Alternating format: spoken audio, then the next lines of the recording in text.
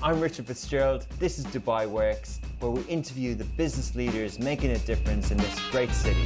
That business with scalability was very interesting to me. I like building something that has legacy.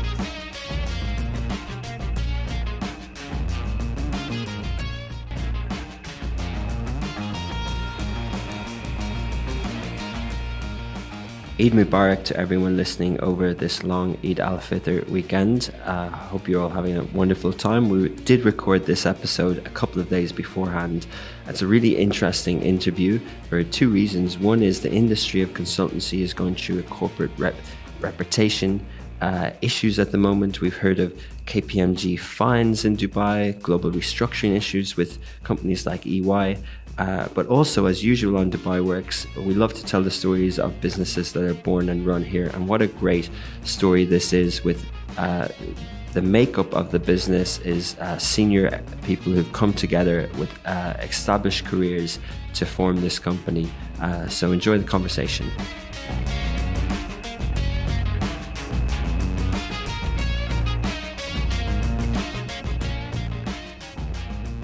Welcome back to another episode of Dubai Works Business Podcast. Today we are with Khaled Ismail. He is the CEO of ToughLove.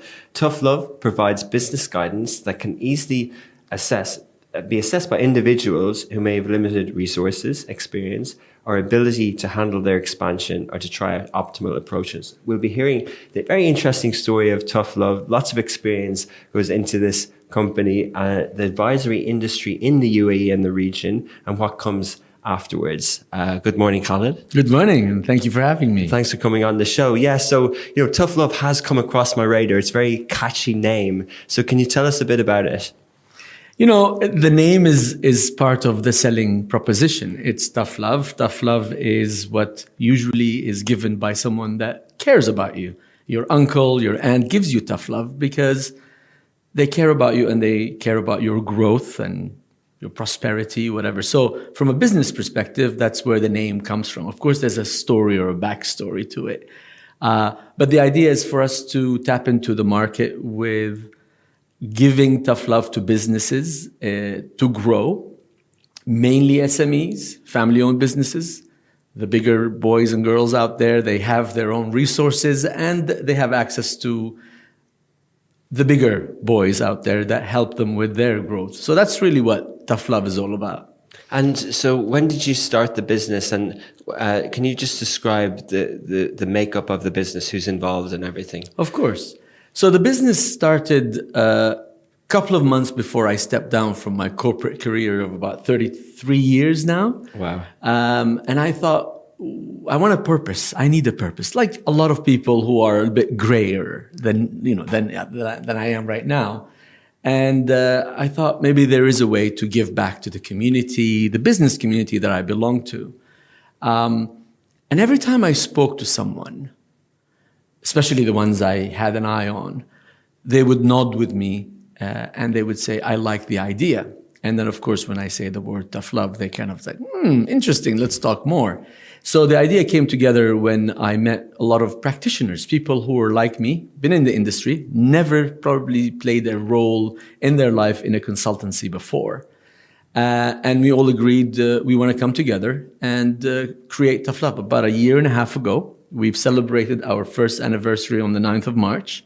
We're very happy about that. And we launched our book, Made with Tough Love, which is right here. I'm going to give you a copy of that. Yeah.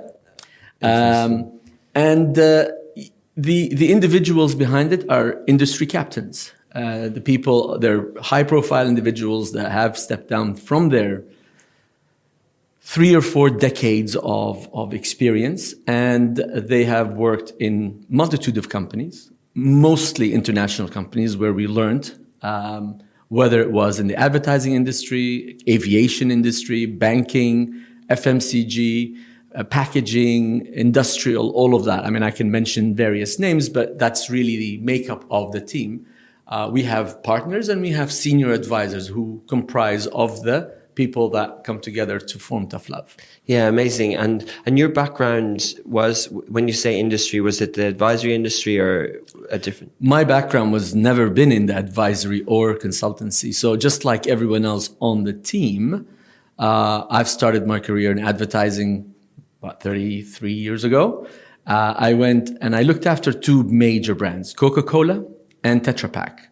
And funnily enough, I've joined Coca-Cola for 7 years and then Tetra Pak for over 20 years. Wow. I was looking after mainly marketing, branding, reputation, the comms, the Marcoms piece. My last job was with Tetra Pak, looking after Europe, Central Asia, Middle East, and Africa out of Dubai, which was very fortunate for me. Amazing. And yeah, you did mention the people involved in it, but they really are well-known personalities, leaders. And how was it to align with, the book says 9 leaders share their learnings from failures and success. How it's not always easy to find one business partner. How did you find 9? Well, I was lucky. I have to say lucky because I'm the chairman of the Marketing Society. And the Marketing Society has industry captains on its board and as its membership. And that's where the luck started, is that I was able to tap into people who I've liked, because people do business with people they like. And they were people that inspired me, that I liked to work with. And I would bring up the topic when I stepped down. I basically started doing this out of my so-called makeshift office in the golf club, Emirates Golf Club. And we sat down and talked about what is it that we can do together and align our thoughts and our ambitions and where do we want to go from here and how long do you want to do this. Funnily enough, almost every single one of them have been offered a job to go back to the corporate world. There's nothing wrong with the corporate. We love the corporate world, but you can get sick of it after a while because what you're doing is that you're building muscles for your wings for 30 years. Now let those wings fly, allow you to fly. And that is exactly what these people agreed with me on, with a purpose to give back to organizations who otherwise would be intimidated by the big consulting world out there. What we have seen historically, and I have been experiencing it on the other end, is that when you're engaging with some of these machines, let's call them, you are expected to pay a significant amount of time and money to be able to get some help. Now, there's a lot of small companies out there, and we're not talking small as in insignificant. We're talking $100 million, $50 million, 100 million dirhams. These people don't want to spend $1 million to have an engagement that helps them grow as an organization. So when we saw that opportunity, we said, well, we're there to help you with $50,000 project, $100,000 project, meaning we want to be paid for our time, but we don't want to drain the opportunity for growth that you were coming to us in the first place for. And there was a huge need for that. Another thing is language. The bigger corporates like to speak the language, or that, as I call it, which I'm now allergic to, the jargon. I'm allergic to jargon. I try to speak in layman's language because that's what people understand. And that's what businesses understand. And that's what business owners understand. So marrying all these things together, we're accessible, we're experienced, and we're able to help them with things that we have been part of in our lives. If I take a pause here and give you some statistics about, no defaming anyone, but the facts are 50% of the workforce of the consulting world is below the age of 30. 50%. So between 20 and 30 is the average age. So imagine having a 27-year-old smart man or woman coming in to a 57-year-old sitting on a $100 million business advised by a 27 who's never stepped in his business before. And that's where some of the gaps are. They rely on insight. They rely on best practices. I'm not interested in that. I'm interested in you fixing my problem right here locally. So these are the things that we found that makes a difference. Amazing. But what's the catch? In terms of your service, if I'm an SME and I have a certain price point and a budget, say if it's in any type of service, you pay for what you get. And if I look at this, I see 9 captains of industry, 9 senior people. I look at it and I go, what's the catch? How can I afford them? Usually, typically, I would have not even been able to afford the big guys, I would have had to go for the cheaper ones, the 23-year-olds, not the 27-year-olds. So what's the catch? Richard, you've picked on the exact differentiation that we have. We are not sitting there earning a salary so I can put bread on the table. I'm here with a purpose. And if I make some money along the way, I'm happy. And I would love to see the sparkles in their eyes to see success. So you mentioned a very interesting point. We have come across, from what we've told, as a little bit intimidating in the fact that these people are senior, could be expensive. That is exactly the opposite of what we're trying to achieve here. Put forward the proposal. Come to us with a challenge. And let's see. Let me show you what we can do. And we go through a process. And the process is very simple. In immersion, just like everyone else, because I'm not going to walk in and pretend that I know everything. So it's going to be observations and listening. And we give you a report at the end of that. What have we seen? The second stage, which is different from anyone else because of over 80% of businesses today need personalized solutions. So what we do is we co-create. And that is the differentiation. We have time. We allocate the time to co-create. Co-create means, yes, I have my experience, but I will never know your business just like you do. Back to the point that I mentioned before. Now, but I have been sitting in your shoes or one of your C-suite shoes before. And I know the little bit of what could potentially be the dynamics, the politics, the challenges, and the ecosystem that we work in. Provided I understand and appreciate the industry. Like I said, we come from various different industries. When we co-create, what tends to happen is that you have ownership.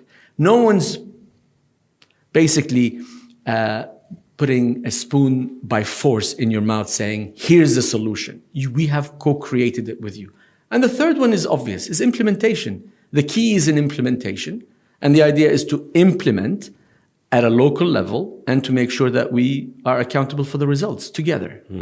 So is it a performance remuneration? It can be. It can be. It can be. Everything's custom. Of course. If you come to me and you say, look, this is what, because obviously I'm not going to sit there for 80% of the work without you agreeing to it. So we have to agree on the steps.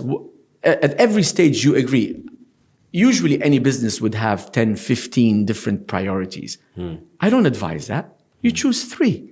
Do you agree with those 3? That's going to move your business to grow in the direction you want it. A lot of businesses, they want growth. They want regional expansion. They want professionalization. They want an exit plan. What is it that you want to do? And we listen to that and come to you with a plan. You agree with it, then we start co-creating, and then we implement together. It's interesting when you pick companies of a certain size, and I know SME, the terminology can vary in terms of revenue, but you did list 4 things there that might be common challenges. Does that mean that, when you sat down with your partners at the start of this, that you said, okay, well, we obviously have our experience, but what's our process? And do we have not templates, but do we have structure, how we're going to go about this? For example, growth and M&A or regional expansion. Did you say, well, what did you guys learn about that? Or females, what did you learn and how can we apply that? We spent 6 months before we officially launched. It was actually a lot of tough love given within the team. Imagine having 9 people in the same room. It was a nightmare, to be honest, because they're all very powerful people. And funnily enough, almost every single one of them had an army reporting to them before they left. Imagine them answering to each other now at that minuscule level of detail of what structure do we need? What are the templates? What is the process? Because, we're going to come in and say, we're going to help you. How do I help you? And we utilize a little bit of what we've learned and some of it that made sense in the spirit of how we bring in tough love to that table. So yes, we have co-created that within the team ourselves. And one of the things that we've learned as well is that you have to be flexible.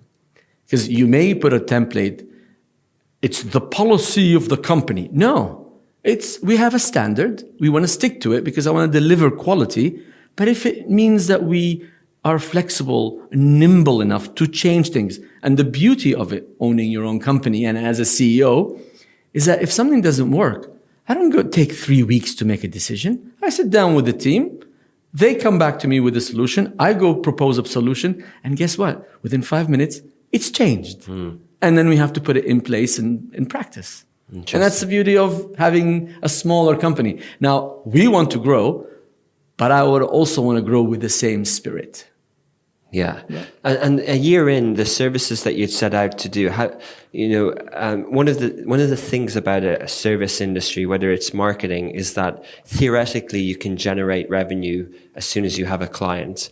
It's not necessarily capital intensive like a startup or other types of companies.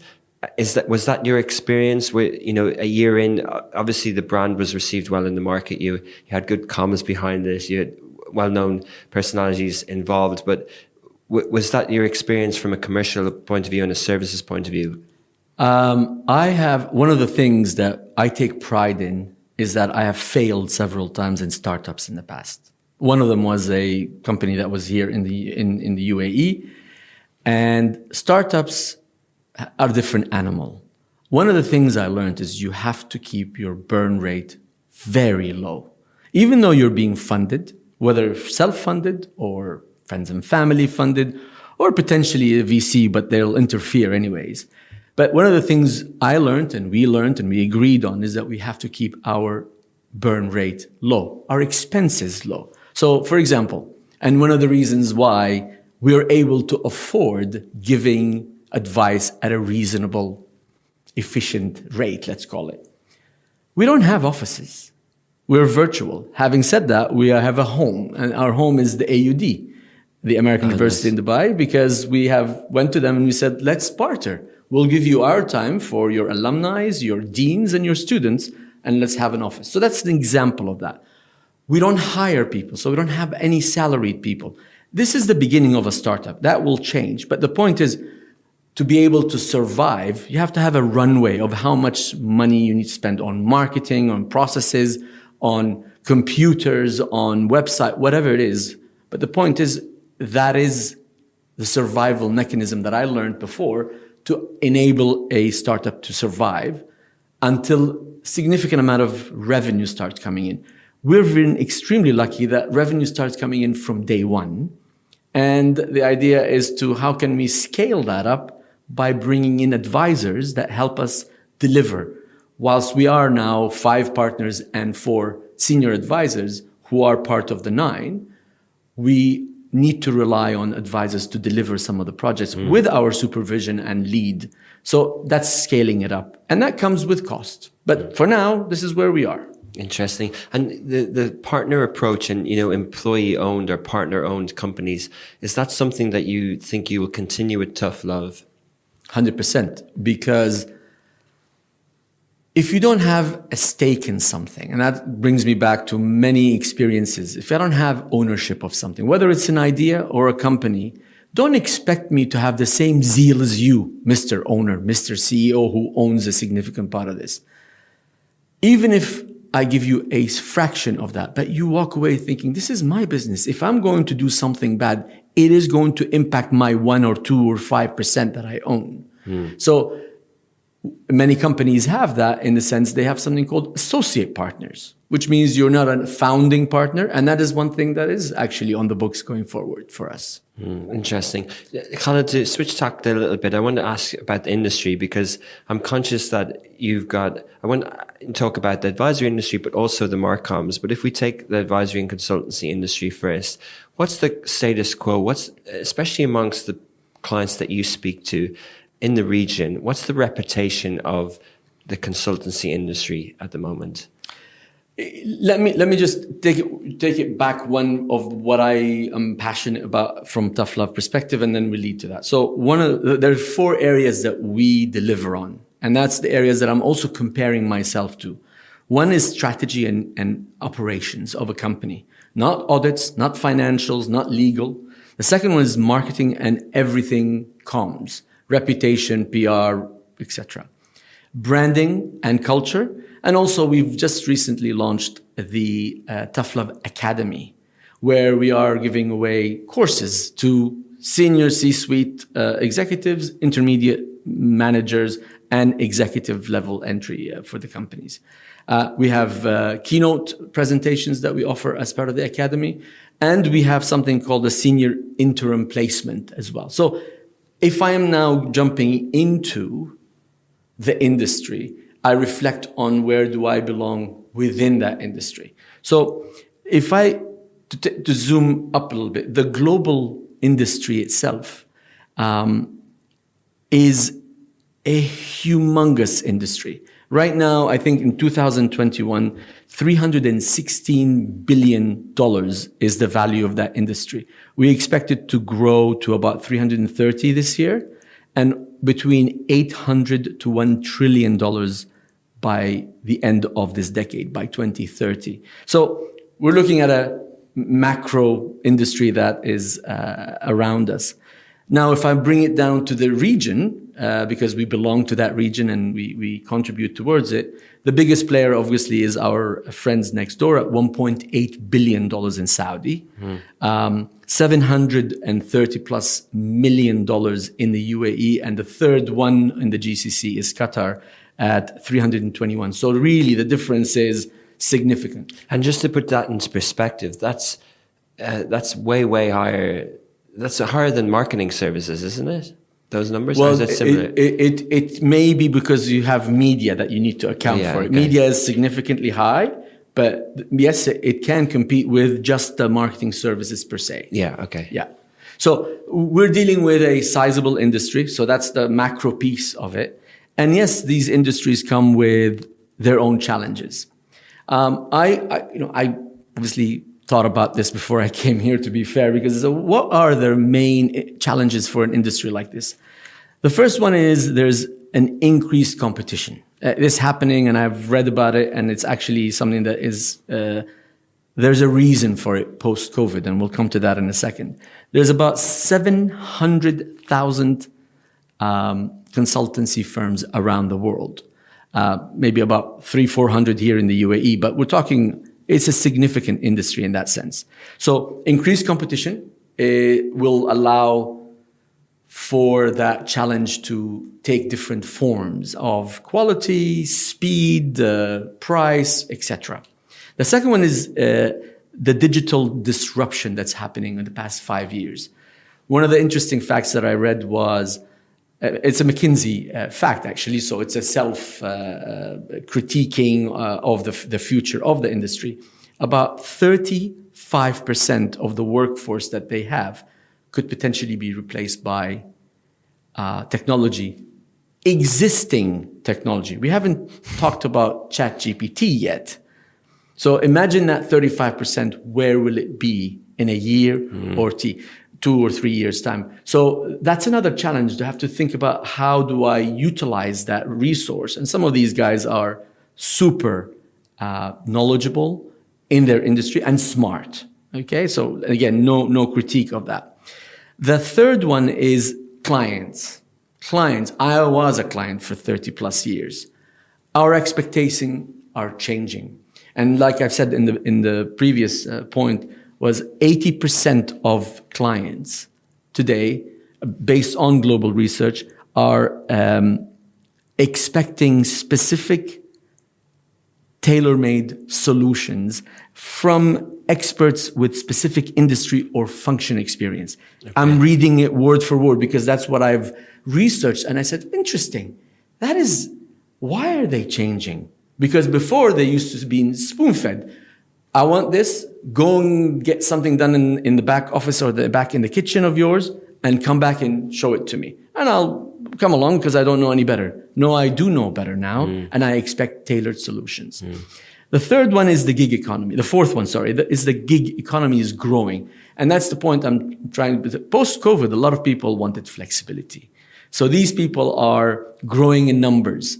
Now, in the old days, I used to call them people between jobs. What are you doing? I'm doing consultancy work because I've lost my first job and I'm now looking for the next one. In the middle, I'll just do some consultancy.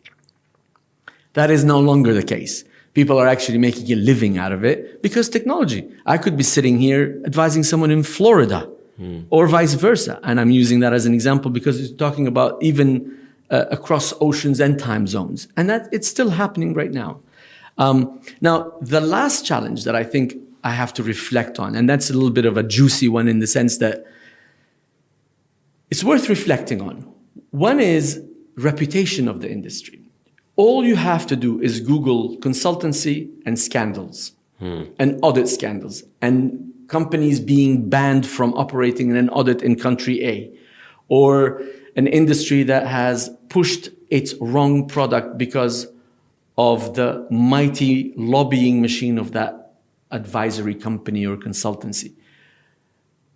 Airlines have lost their shirt, and I'll mention Swiss Air. Just Google Swiss Air and look at the history of that company and why, with their hunter strategy, failed and the whole company came down. Just because they have influence on that, and the reputation is obviously that, look, you bring in rookies for an industry that you know nothing about, in a continent you know nothing about, and I'm maybe exaggerating, but there are consequences. Okay. And that's the point. There's a reputational issue.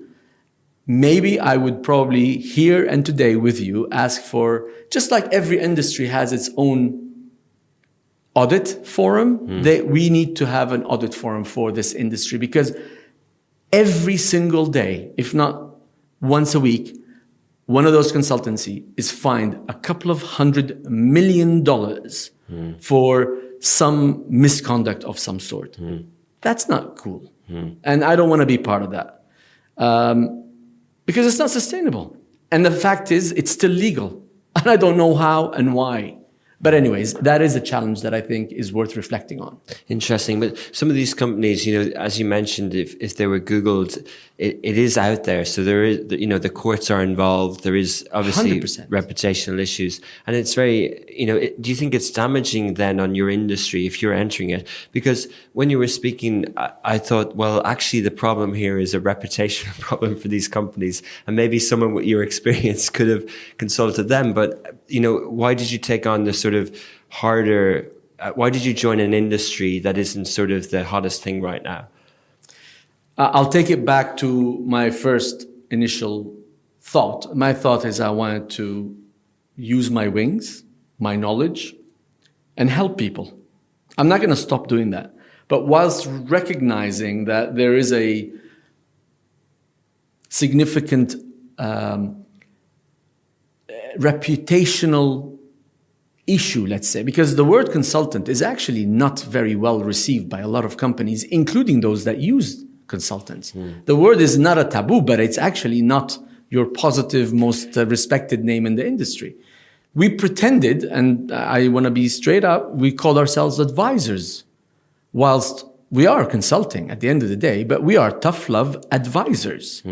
One, because I've never been a consultant. I didn't grow up in the consulting world. I'm coming here to advise you. I am using some of the tools of the consulting world that are legit, because these people are not a $1 trillion+ billion company without any merits. There are plenty of merits, but comes with it the influence that they come in. They're almost like, in my opinion, lobbyists of the biggest factor.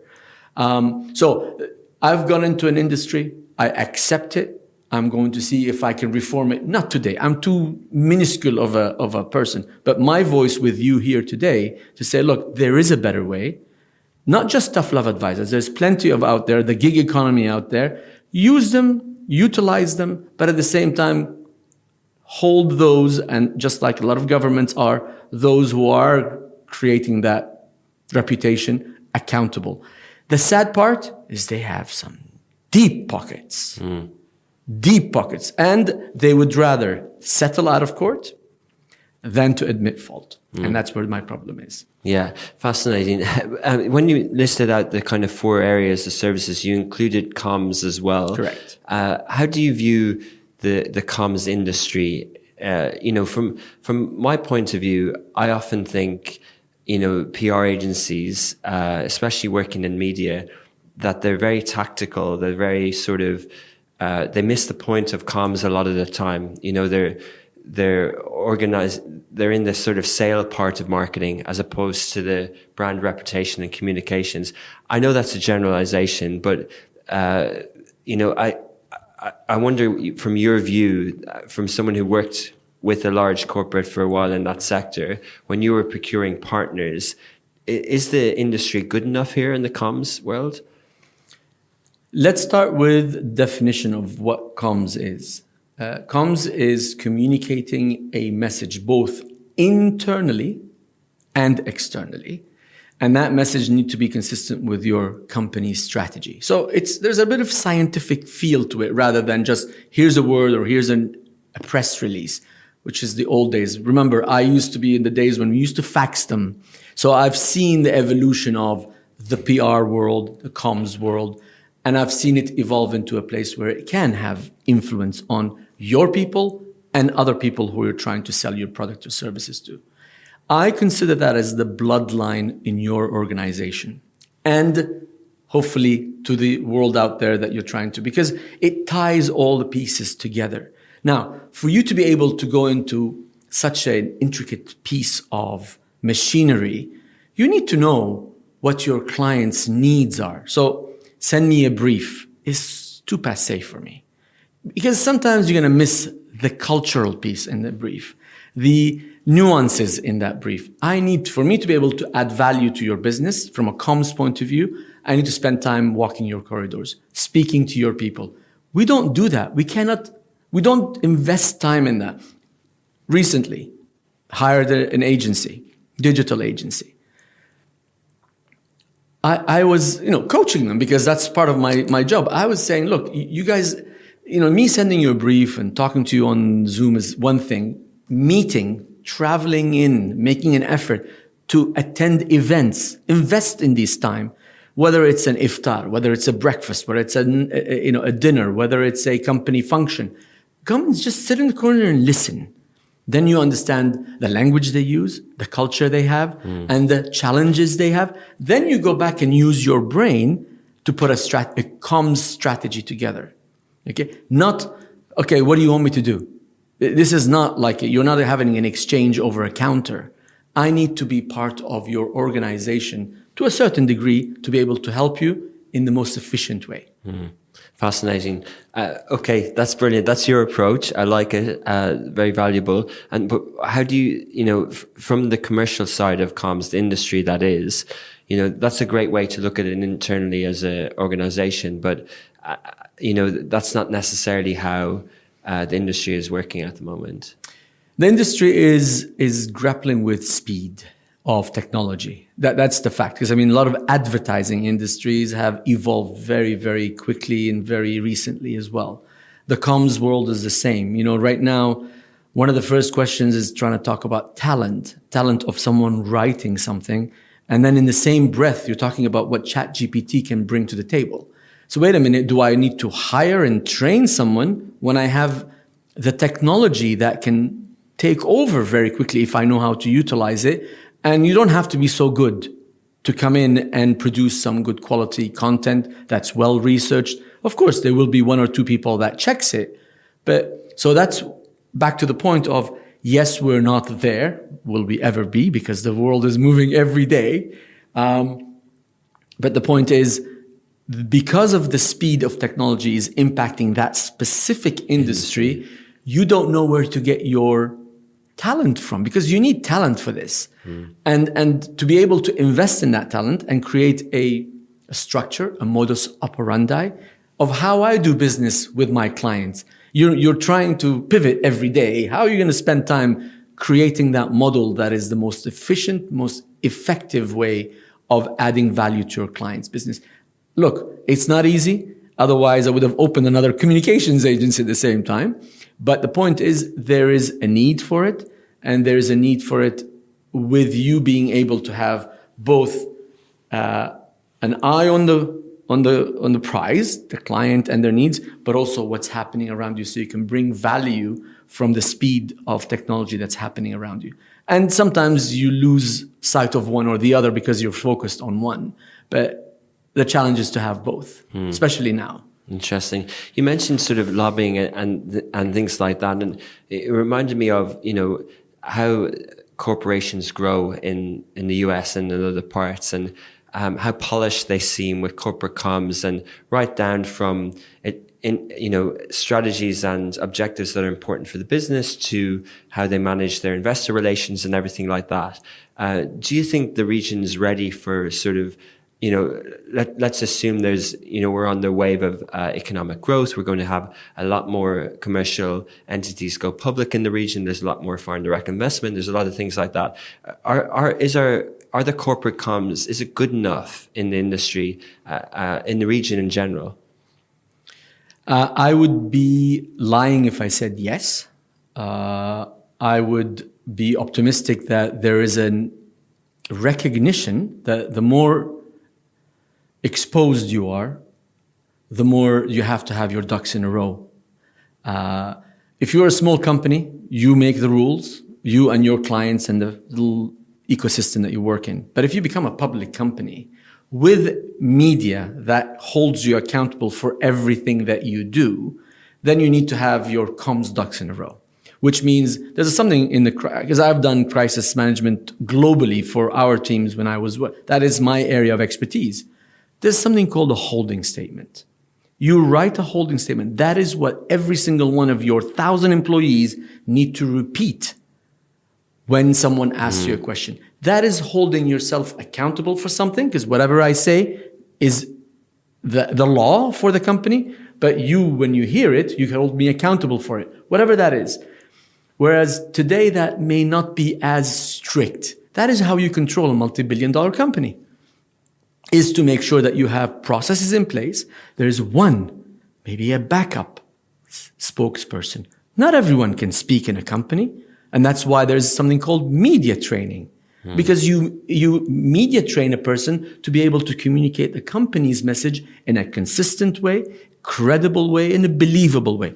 Now, whether I'm lying or not, that's obviously my problem, because you can hold me accountable. But if I'm communicating a message to you in a clear and credible way, I've done my job. But I'm trained to do it, and I'm licensed to do it. Licensed as in given the permission, not anyone in my company. So back to your point, a lot of the companies are not prepared for that in a professional manner. I mean, look, they recognize it. A lot of companies are going global. UAE is an incredible place of companies that are now seeing, small companies are seeing the light beyond their borders. They're going to start holding themselves and the people around them accountable for certain things that they do and say. Is there a culture of transparency in business in the region? I think it's growing because social media. You can pretend to behave whichever way, but if I see you in different forums, in a different way, I'll know you're either schizophrenic or you're not being truthful. I think it's self-fulfilling prophecy with social media is that if you do not behave in a way that is transparent, I'm going to find out and I'm going to call you out, whether it's on a Twitter feed or whether it's on a social media comment. And then, people do follow that and they will, question you. Yeah. Interesting. So coming to the end, I always ask, the Middle East is often known as an emerging market. Do you think, are you bullish and optimistic about the region? You've set up a business with a focus on the region. Is this a good time to be here? And do you think that it's a region that will emerge? I think this is a rhetorical question, to be honest, because whoever is listening to this would agree with me. We are in one of the most exciting regions on planet Earth, in every way you can think about it. Whether it's for business, whether it's for lifestyle, leisure, we're in a place where hopefully with the geopolitics kind of goes away, and I can see it without going to mentioning names, things are settling down. And with Saudi taking this bullish approach to evolution of that country and progress, the UAE is where it is today. We just need to kind of send some of that love across the borders within this region. Has the resources, great weather until the summer comes along, and of course the people. And you have an influx of millions of people that want to be part of this growth. And I'm very optimistic, and I would like to see this something continue to grow for everyone else, but also for our business that we're, at ToughLove. Definitely, very optimistic, very positive. So what we're kind of into the second quarter of the year. What's the outlook for ToughLove this year? What you seem to have done a lot in a year. There's already a book, there's an academy, etc. Are you ahead of plan, and what's the outlook like? In any business, you always need to be a little bit more ambitious, those audacious goals, as we put them. We have put our plans in place. We know we're going to have to pivot. We need to be flexible. 1-2 major contracts could change things for us because we're small. We want to expand. So we are in Saudi as well, because Muhammad, one of our partners, is a Saudi, and he's obviously the managing director of ToughLove in Saudi, based in Riyadh. We want to be able to expand beyond Saudi and the UAE, but why don't we focus on that for a while? So for the interim is to kind of keep an eye on where the opportunities are, but with focus on the UAE and Saudi. We want to focus on building rapport with people, because one of the most exciting pieces of recognition is for the same client to call you back. Because we haven't had that opportunity, except maybe 1 or 2. I want every client that we help them do something is to call you back and say, you know what? I really like your approach. Come, we have another challenge that we would like you to work with you on. If we can focus on those and bring those repeat business, then I feel like we've got a foundation that we can build on for a model. ToughLove Egypt, ToughLove Turkey, ToughLove the region, Qatar, whatever. Right now, this is our focus, is to grow the business, make it successful where we are in Saudi and the UAE, and let's see where the future holds. It sounds like it's going in the right direction. Pleasure talking to you this morning, Khaled, and we'll hear more about ToughLove, I'm sure, in future. Thank you very much, Richard, for having me.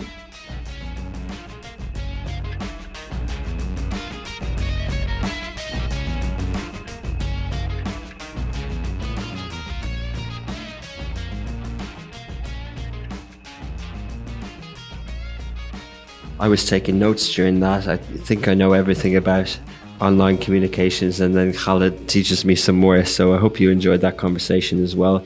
Thank you to Shahir, Ali, and all the people who have put together this podcast and distributed it on Love in Dubai, on Smashy TV and the audio platforms. If you are listening on the audio platforms, please do subscribe or share with a friend. If you'd like to watch it in full, it's on Smashy TV. We might put these in full episodes on YouTube as well. At the moment, there's just the short clips on YouTube, and then there's an article on Love in Dubai. We'll be back next week, which is the week after Eid, at 11 o'clock on Fridays with a new episode. All right, done.